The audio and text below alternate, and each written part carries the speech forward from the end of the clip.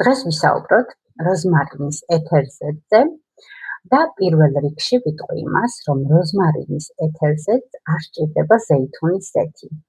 ის გაივლის სპეციალურ გადამუშავებას დისტილატორში და გამოიყოფა როზმარინის ეთერზეთი. ნახოთ, რას აკეთებს ზეითუნის ზეთი, როდესაც წავისმევთ თმაზე, ბოლომდე რა თქმა უნდა არ ჩამოიბანება, ფორებში იჭედება და ბლოკავს ფორებს.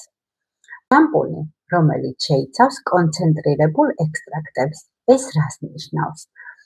დიდი რაოდენობით გამოღებული არის მცენარიდან მხოლოდ სასარგებლო ნივთიერებები.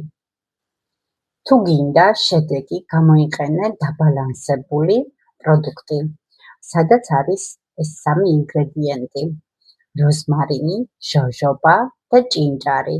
ეს არის იდეალური შერწყმა. ჭინჭარი ამცირებს ცხიმიანობას სკალპზე, ჟოჟობა არეგულირებს ცხიმიანობას, როზმარინი ასტიმულირებს და ხელს უწყობს თმის ამოყვანას და ზრდას. თუ მაინც ფიქრობ, რომ სახში გირჩევნია როზმარინის ნაყენის დამზადება, ნუ გამოიყენებ ზეითუნის ზეთს.